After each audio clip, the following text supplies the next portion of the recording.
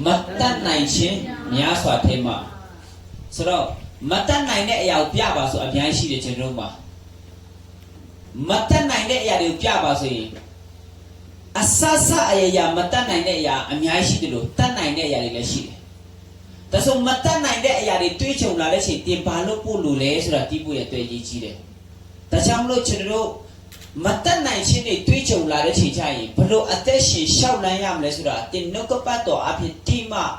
Tin at that Tema, Payaga, Palo Masa Chisupum Lesura Titima Pide. The children at that tao, Nokopato Apisi Chiara Pide. The Nepatabi, I'm a Noko to Bapaya. Ludia, Koya Matan Nine Chin we go chibi, Setaja, Sepia, Soye, Pupa, one day. Puswe, Chaulan de Chara today, Miasa Shide. So, Ludia Kuya Matan Nine Chim Bioin, to Miata Nine how chibi Kuya Matan Nine Chido, a young chide to repeat it. The Catalema, PC the Kuwe Messi, Passa Matana, a young one day, a young chick wedded. The Catale to Miaga accounts on Kari Silaye, Qua account on Sanke Mapion, a social psyche Sila Mapian and Chin in Miashide. That's a way Jim Matan Nine Day at the Twitch of Line, one neck Pusui the other. Way Jim Matan Nine Day at the Bita Sudema, Anna Yoga, the Kilarishima, Anna Yoga, and Malumia, Matan Nine. The Catale Anna Yoga, I am Pintaneshima, same Akuna, and which Matan Nine. Yoga never Lumiachine. Pasantana yoga Takure, Yoga, Eric Kure Siga, Yoga or Mapiausi Nairobu. That's a yoga ne chama doabo saya ulam matan nai ne achini de shide. That's a agilum matan nai ne achini myam myaswa shide lokama. Lumalong nai na lumatan nai ne ya myai shide. That's a agilum matan nai ne chima. Luria ba pito ata so sete chata de sepieta de waneta de chigueta de. Chao yunta de yoga the kubi the kutu wala chi chao lama. Chao Lama. That's why General Baptisi, every year, Matan Nine Chin Ayari Alonga, General Soy, Bupan Chini, Baptisi, Lapide. That's a thing Matan Nine Chin de Uchipi, one Chigwebi, Asomatazi Chimbu. Loka Dari, Loka Mashida Putus and Luta Aloha, Kuye Matan Nine Chin, Kuye. Asasa ya Matan Nine Amuya the Alogu chipi one day Pusui la de Chima. Sapia la the Shuria Matan Nine de Chibi, Coco Tati China to the Yamasa Shilare. Tajamlo Dinechelo, Yonchi to the Gura Payaga Atilo Malotau. Yonchi to the Europa Atilo Malotau. The Catali Machino Matan Nine Chinga, a trade in Miala Chima, a tree was Sapu and the Matan Nine Shide. Matan Nine Chinga Amu Shide. A tree you there, a tree and Sapo Matan Nine Nobu. The Catalema, a pillow there, Muye Sewa and Luchina, Muye Sewa, Lupu and the Matan Nine Nobu. Matan Nine Neha, Amujibe. The Catali, a pillow there, a pia change one and a Luchina, Malon Naibu, Matan Naibu.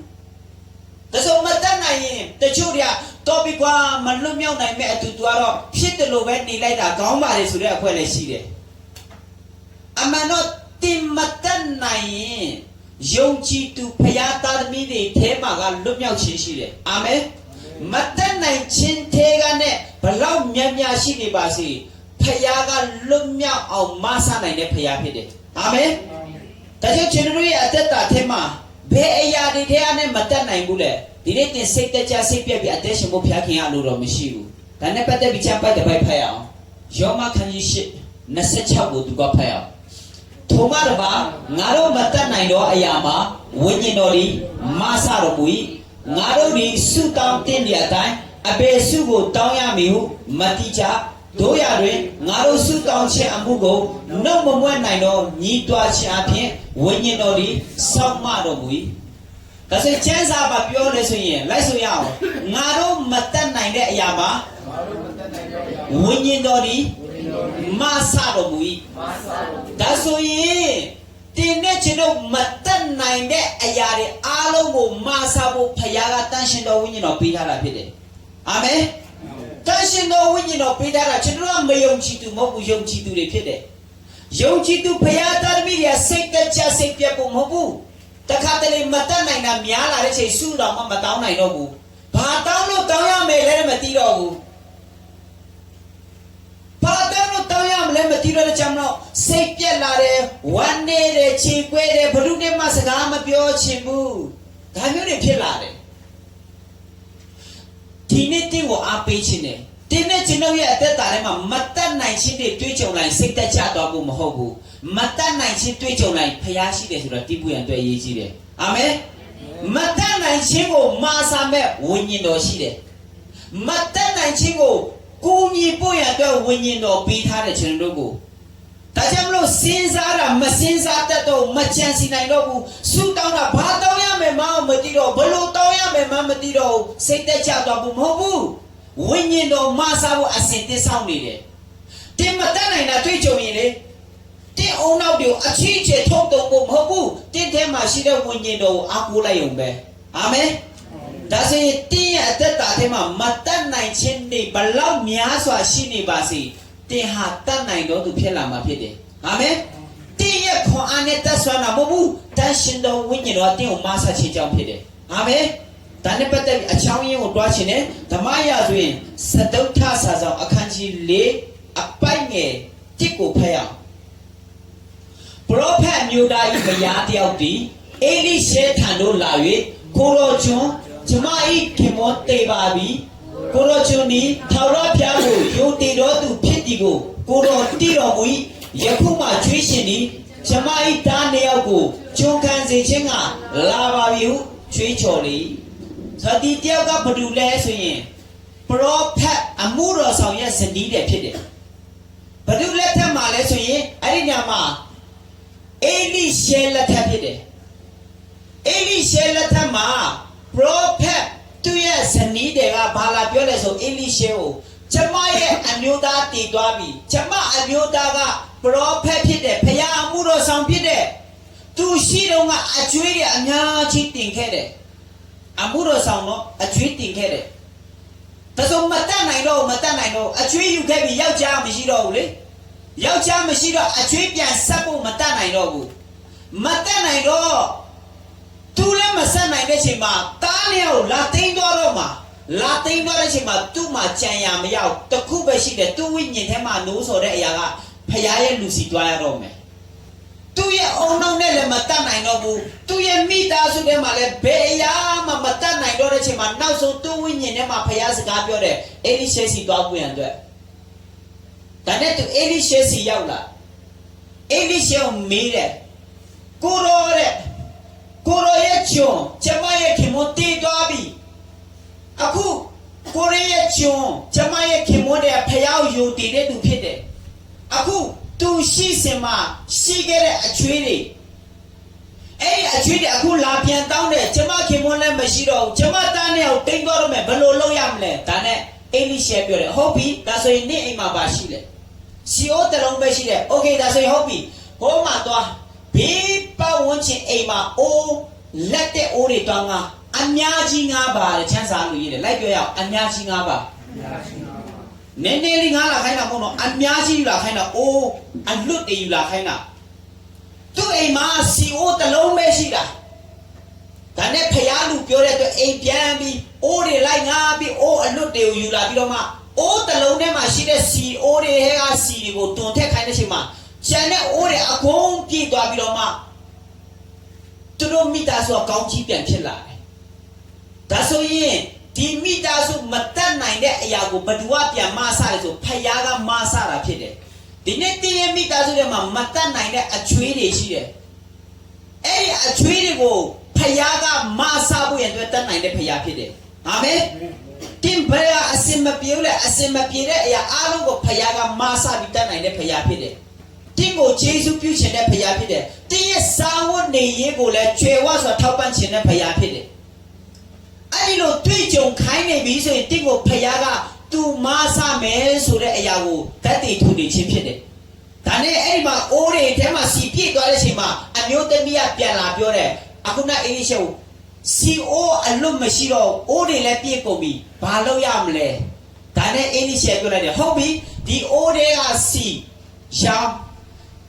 ရောင်းပြီးတော့အကျွေးဆက်ပြီးပို့တဲ့ဟာကိုတင်လို့ရဲ့မိသားစုတွေပြန်ဖြတ်တန်းပါဆိုပြီးတော့မှအချံပေးလိုက်တယ်ဒါဆိုရင်ဒီနေ့ဒီမှာရှိတဲ့သူတွေပတ်ထားတင်မိသားစုရဲ့အကျွေးတွေတင်မိသားစုရဲ့စားဝတ်နေရေးပြဿနာတွေတွေးကြုံလာတဲ့အချိန်မှာဖယားကတင်းရဲ့မိသားစုကိုသူ့ရဲ့တတ်နိုင်ခြင်းနဲ့ထောက်ပံ့ခြင်းနဲ့ဖယားဖြစ်တယ်အာမင်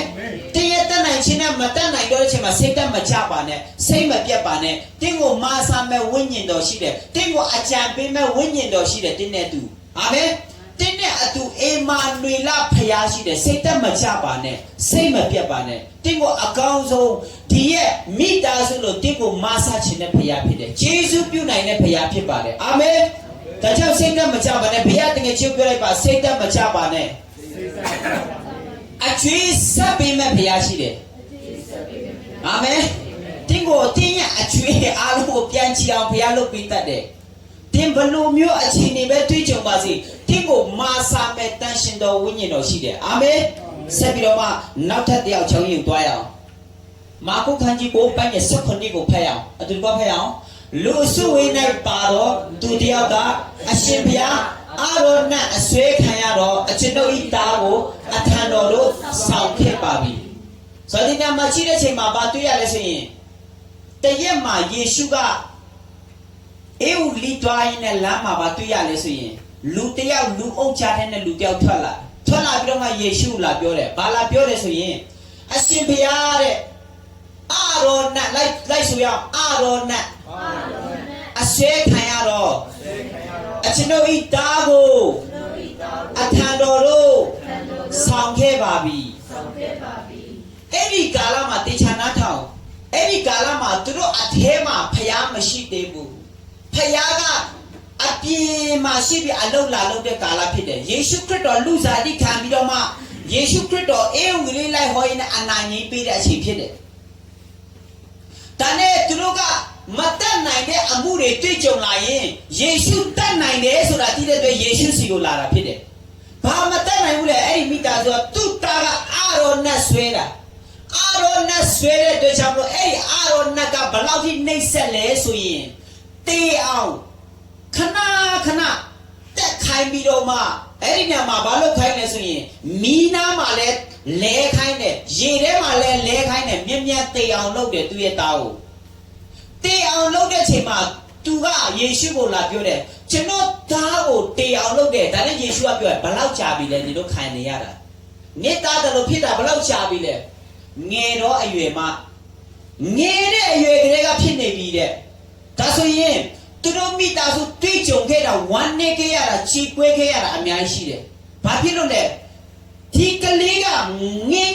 ကလေးကအဲ့ဒီရဲ့နတ်ဆိုရဲ့နှိပ်စက်ညှင်းဆဲခြင်းခံရတယ်။ဘာနတ်ဆိုရဲ့နှိပ်စက်တယ်ဆိုရင်အာရောနတ်တဲ့အဲ့လိုရေးတယ်။အာတဲ့နတ်ကသူ့ကိုနှိပ်စက်တယ်ညှင်းဆဲတယ်။ဒါဆိုရင်နတ်ကနဲ့အဲ့ဒီညှင်းဆဲခြင်းနတ်ဆိုရဲ့ညှင်းဆဲခြင်းကလည်းလွတ်မြောက်ဖို့ရတဲ့သူတို့မတတ်နိုင်ဘူး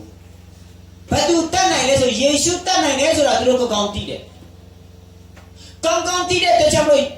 သူ့ရဲ့တောင်းအထံတော်ခေါ်ဆောင်လာခဲ့တယ်ခေါ်ဆောင်လာတဲ့အချိန်မှာအဲ့ဒီမှာတပည့်တော်တွေနဲ့အရင်တွေ့ပြီးတပည့်တော်တွေကိုလှုပ်ဆောင်ခိုင်းတယ်ဆုတောင်းခိုင်းတယ်တပည့်တော်တွေကဆုတောင်းပေးတယ်မရအောင်မဖြစ်ဘူးဒါနဲ့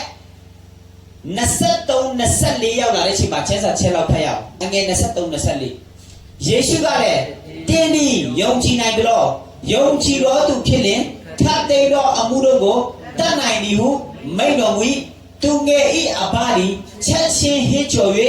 အကျွန်ုပ်ယုံကြည်ပါ၏တခင်မယုံကြည်သည်ကိုမဆတော်မူပါဟုမျက်ရည်နဲ့ရှောက်ပြန်တော်ဒီနေ့မှာရှိတဲ့မိသားစုတွေတေချာနာထောင်တာဖယားကိုကျွန်တော်တို့ယုံနိုင်လားလို့ပြောရင်ဒီသူစီမှာနီလန်းတင်ယူရမယ်သူကဘာပြောတတ်လဲဆိုကျွန်တော်ယုံတော့ယုံပါလေတဲ့မယုံတတ်တဲ့ကျွန်တော်ကိုမဆပါတဲ့ဒါဆိုရင်ကလေးကိုကျမ်းမာဖို့လဲမတတ်နိုင်ယုံနိုင်အောင်လဲမလုပ်တတ်ဘူးသူကဒါကြောင့်ယေရှုကိုသူကပြောတယ်ဒီကလေးကိုလည်းကျမ်းမာစေပါမယုံနိုင်တဲ့ကျွန်တော်ကိုလည်းယုံတတ်အောင်မဆပါလို့ပြောနေတာဖြစ်တယ်ဒီနေ့မှာရှိတဲ့မိသားစုတွေဒီခုတင်တဲ့ကျွန်တော်ရဲ့ခေတ်ကာလရောက်လာတဲ့အချိန်မှာယေရှုခရစ်တော်ကိုယုံကြည်လက်ခံတဲ့တာရမီတယောက်ချင်းစီတိုင်းအသက်တာအထက်မှာဝိညာဉ်တော်ကိုပေးထားတယ်အဲ့ဒီဝိညာဉ်တော်ပေးထားတဲ့ဟာဝိညာဉ်တော်ကကျွန်တော်တို့ကိုမာဆဖို့ရတဲ့ဖြစ်တယ်တ တင်မတတ်နိုင်တဲ့အရာအလုံးကိုဝိညာဉ်တော်ကမဆပြီးယေရှုပြုဖို့ရတဲ့ကျွန်တော်ကိုဖခင်ကဝိညာဉ်တော်ပေးထားတာဖြစ်တယ်သူတို့ခေတ်ကာလမှာဝိညာဉ်တော်ကိုအဲ့ဒီလိုမပေးသေးတဲ့အတွက်ကြောင့်မလို့ယေရှုရှိတဲ့နေရာစီတီသူတို့လာရတာဖြစ်တယ်အဲ့ဒီမှာလာပြီးတော့မှယေရှုကဆုတောင်းပေးလိုက်တဲ့အချိန်မှာကျမ်းမာသွားတယ်ကျမ်းမာသွားတဲ့အချိန်ကိုကြည့်တဲ့အချိန်မှာအမျိုးသားရဲ့အသက်တာဟာသူမယုံတတ်တဲ့သူရဲ့အသက်တာကိုယုံတတ်ဖို့ရန်အတွက်ဖခင်ကယေရှုပြုယုံတော့သူတာမချမ်းမာတဲ့ဘဝအားတဲ့ဘဝသူတို့တက်လုံးမတတ်နိုင်ခဲ့တဲ့အရာအလုံးဟာတတ်နိုင်တော့သူဖြစ်လာတယ်ဒါဆိုရင်အဲ့ဒီမိသားစုထဲမှာသူတားလည်းချမ်းမာသွားတယ်ဖခင်ကိုယုံတတ်တော်သူဖြစ်လာတယ်သူကဒီနေ့ဒီမှာရှိတဲ့မိသားစုတွေတင်းရဲ့အသက်တာထဲမှာဖခင်မယုံတတ်ရင်ယုံတတ်အောင်ဖခင်လုပ်လို့ရတယ်တင်းရဲ့မိသားစုတွေထဲမှာတင်းရဲ့ညီကိုမောင်မတွေထဲမှာတင်းရဲ့ရွှေမျိုးတွေထဲမှာတင်းရဲ့သားသမီးတွေထဲမှာတင်းရဲ့ခင်မွန်းထဲမှာမယုံတဲ့ရင်စိတ်ပူစရာမလိုဝိညာဉ်တော်ကမာဆပွင့်တဲ့အစဉ်တရှိတယ်။အာမင်။ဒါရှင်တော်ဝိညာဉ်တော်ကျွန်တော်ကိုမာဆပွင့်တဲ့အမြဲတမ်းအစဉ်တရှိတာဖြစ်တယ်။မတတ်နိုင်တဲ့အရာကိုကြည့်ပြီးစိတ်သက်ချစိတ်ပြဝမ်းနဲ့ချစ်ကွဲစကားမပြောအဲ့လိုမလိုဘူး။မတတ်နိုင်တဲ့အရာမာဆပွင့်တဲ့ဝိညာဉ်တော်ကအမြဲတမ်း ready အစဉ်တစောင့်နေတဲ့ဖခင်ဖြစ်တယ်။အာမင်။ဘုရားတကယ်ချင်းပြောလိုက်ပါတန်ရှင်တော်ဝိညာဉ်တော်မာဆမယ်။တန်ရှင်တော်ဝိညာဉ်တော်မာဆမယ်။အာမင်။နောက်ဆုံးတရားချောင်းကျွန်တော်ဆင်ခြင်ပြီးတော့မှအသက်တော်ဆက်ကပ်ဖို့ဖြစ်တယ်။ယောဟန်ခန်းကြီး9အပိုင်နဲ့9ကနေ9ကိုဖတ်ရအောင်။နာရောသူကလည်းတခင်ရေလောက်ရှာတော့အခါရေကန်သေးလို့အကျွန်ုပ်ကိုတွေးထားမိသူမရှိပါ။အကျွန်ုပ်သွားစဉ်တွင်အခြားသောသူသည်အကျွန်ုပ်ရှေ့မှာဝင်တက်ပါသည်ဟုရှောက်၏။ Okay ကျေးဇူးတင်တယ်။ဇာတိနာမှာချင်းတဲ့ချိန်မှာဘုတို့အကြောင်းတွေ့ရလဲဆို38နှစ်လုံးလဲလျောင်းနေရတဲ့သူကိုတွေ့ရတယ်။ तू ကဘာမှနေလဲဆိုဘေတီတတရေကန်ဘေးမှာနေတယ်။ဘေတီတတရေကန်ဆိုတာအဲ့ဒီခေတ်ကာလမှာအဲ့ဒီညမှာကောင်းကင်တမန်ဆင်းလာရင်ပထမဦးဆုံးဝင်တဲ့လူကချမ်းမာတယ်။38နှစ်လုံး तू ကယောဂဆွဲနေတဲ့သူဖြစ်တဲ့အတွက် तू မတတ်နိုင်တာယောဂနဲ့ချမ်းမာတော့ကို तू မတတ်နိုင်ဘူး။ယောဂကလည်း तू ချမ်းမာရှင်တယ်မတတ်နိုင်ဘူး။ဒါဆိုရင်မတတ်နိုင်ဘူးမတတ်နိုင်တဲ့အတွက်ကြောင့်မလို့ရေထဲကိုခုန်ချဖို့သူအမြဲတမ်းချောင်းနေတာသူထားပြီးတွားပြီးဆိုရင်သူများဝင်သွားပြန်ပြီသူအလဲကိုမကြောက်ဘူးဒါနဲ့တရက်မှာယေရှုကအေဝံဂေလိဟောရင်းနဲ့သူနာရောက်လာအော်ဒီကြောက်ကရှားနေတာနာနေတာတော်တော်ကြာပြီပဲယေရှုလည်းတွေ့တော့你讲嘛起来的，讲嘛起嘛的，ကျွန်တော်ကိုရေကန်တဲ့ခေါ်တော့တဲ့လူမရှိဘူးတဲ့ကျွန်တော်တွားမယ်ဆိုရင်လည်းသူများအရင်ဝင်နေတဲ့ကျွန်တော်မတတ်နိုင်ဘူးတဲ့သူပြောတာဒါဆိုရင် तू မတတ်နိုင်တဲ့အရာကိုမာစာဖို့ရတဲ့ယေရှုခရစ်တော်ကသူစီရောက်လာတာဖြစ်တယ်ဒီနေ့တင့်ကိုတန်ရှင်တော်ဝိညာဉ်တော်ပြီးတယ်ဆိုတာတင်မတတ်နိုင်တဲ့အရာတွေကိုတတ်နိုင်အောင်လှုပ်ဆောင်ပြီးမဲ့ဖရားကိုပေးထားတာဖြစ်တယ်အာမင်တင်းနဲ့ကျွန်တော်မတတ်နိုင်တယ်ကိုကြည့်ပြီးစိတ်တကြဘူးမဟုတ်ဘူးတတ်နိုင်တဲ့ဖခင်ကမှရှိတယ်အာမင်အရာခတ်တဲ့တတ်နိုင်တဲ့ဖခင်ကလို့စီမှရှိတယ်ငါ့ကိုမဆမဲ့ဖခင်ကစီမှရှိတယ်အဲ့ဒါကိုဝန်ခံပြီးအသက်ရှင်စေရှင်တဲ့ဖခင်ဖြစ်တယ်အာမင်ဒါကြောင့်မလို့ကျွန်တော်စိတ်တကြဘူးမဟုတ်ဘူးဒီညမှာသူ့ရဲ့အသက်တာကိုကြီးတဲ့ချိန်မှာလဲသူ့ကိုမသွားပြီးမဲ့လူသူ့ကိုခေါ်သွားပြီးမဲ့သူမရှိဘူးတဲ့ဒါကြောင့်ကျွန်တော်သွားတဲ့ချိန်နဲ့သူများဝင်သွားပြီးတဲ့ချက်စာဆက်ဖတ်သွားရအောင်ရှင်းတဲ့ကိုယေရှုကလည်းထတော့ကိုယ်အိယာကိုဆောင်၍လမ်းတော်တော်ဟုမိန့်တော်မူသည်ဆက်တော်မယ်ခဏချင်းတွင်ထိုသူသည်ပဂတိအဖြစ်သို့ရောက်၍မိမိအိယာကိုဆောင်လက်လမ်းသွား၏ယေရှုအမိန့်ပေးလိုက်တာနဲ့ချက်ချင်းဆောင်ပြီးတော့မှလမ်းသွားခဲ့တယ်ဒါဆိုသူချက်ချင်းချမ်းမာသွားတယ်မချမ်းမာတဲ့ဘဝနဲ့ချမ်းမာတဲ့ဘဝကိုရောက်သွားတယ်ချမ်းမာဖို့ရတဲ့သူမတတ်နိုင်ခဲ့ဘူးဒါပေမဲ့ယေရှုတတ်နိုင်ခြင်းနဲ့သူကချမ်းမာသွားပြီဒါဆိုဒီနေ့ဒီမှာရှိတဲ့မိသားစုတွေတင်းရဲ့အသက်တာထဲမှာမချမ်းမာခြင်းတွေတွေ့ကြုံနေရင်လည်းစိတ်သက်မချပါနဲ့အကျွေးတွေရှိနေလည်းစိတ်သက်မချပါနဲ့နတ်ဆိုရဲ့ညင်းဆဲနှိမ့်ဆက်ခြင်းတွေရှိနေရင်လည်းစိတ်သက်မချပါနဲ့ဖယားကြီးမာဆဝေတဲ့ဝိညာဉ်တော်တင်းကိုပေးထားတာဖြစ်တယ်အာမင်ဒါမကဘူးစုမတောင်းတိုက်လည်းစိတ်သက်မချတဲ့တင်းကို စုတောင်းတက်လာဖို့တဲ့ဘာစုတောင်းလို့တောင်းရမလဲမသိတဲ့အချိန်မှာစုတောင်းတက်လာဖို့တဲ့ဝိညာဉ်တော်မဆာဖို့တင်ကိုပေးထားတာဖြစ်တယ်အာမင်ဒါကြောင့်ဒီနေ့ကျွန်တော်ရဲ့အသက်တာထဲမှာစိတ်တက်ကြစိတ်ပြည့်ပွင့်အတွက်ဘုရားရှင်အလိုတော်မရှိဘူးလောကသားတွေကိုကြည့်ပြီးအားချပြီးတော့မှကိုယ့်ရဲ့အခြေအနေတွေကိုကြည့်ကိုယ့်ရဲ့မတတ်နိုင်ခြင်းတွေကိုကြည့်ပြီးစိတ်တက်ကြပြီးအချိန်ကုန်သွားဖို့အတွက်လောကမှာတင့်ကိုထားတာမဟုတ်ဘူးတင်းရဲ့အသက်တာဟာအရာခတ်တဲ့ဟာယေရှုခရစ်တော်အဖြစ်တတ်နိုင်တယ်ဆိုတဲ့အရာကိုလောကမှာအသက်ရှင်နေခြင်းနဲ့ဖရားဖြစ်တယ်ဒါကြောင့်ဒီနေ့ကလည်းစပြီးကျွန်တော်ရဲ့ဝိညာဉ်ထဲမှာတန်ရှင်တော်ဝိညာဉ်တော်ဖရားရှိတယ်တင်ကိုမဆာမဲ့ဖရားရှိတယ်တင်မတတ်နိုင်တဲ့အရာအလုံးကိုသူက ready စောင့်နေတယ် ready လှုပ်ဆောင်ပေးဖို့ရတဲ့တင်မစင်စားတော့ကိစ္စမရှိဘူး ready စောင့်နေတယ်စင်စားတက်လာဖို့ရတဲ့ဒီစုမတောင်းတော့ကိစ္စမရှိဘူးစုတောင်းတက်လာဖို့ရတဲ့သူ ready စောင့်နေတယ်အရာခတ်တဲ့လှုပ်ဆောင်ကူညီမဆာယေရှုပြုဖို့ရတဲ့တန်ရှင်တော်ဝိညာဉ်တော်ပေးထားတယ်အာမင်ဒါကြောင့်တင်စိတ်တက်ကြနေလားစိတ်ပြက်နေလားဘယ်အရာတွေထဲမှာတင်ခံစားချီကွဲနေလဲစိတ်တက်မကြပါနဲ့ဝိညာဉ်တော်တင်းရဲ့အထဲမှာရှိနေတယ်ဘုရားတကယ်ချင်းပြလိုက်ပါတန်ရှင်တော်ဝိညာဉ်တော်တင်းကိုမဆာဖို့စောင့်နေတယ်အာမင်ဒီနေ့စာပြီးတော့မှကျွန်တော်ရဲ့အသက်တာမဆာမဲ့ဘုရားဖြစ်တယ်ဒီနေ့လည်းစာပြီးမှထားပါကျွန်တော်ကိုမဆာယေရှုပြုမဲ့ဝိညာဉ်တော်ရှိတယ်အာမင်ယေရှုပြုမဲ့ဘုရားရှိတယ်ဒီချိန်မှာဝရှိတင်းလေးစင်ပေါ်တက်လာပြီပါ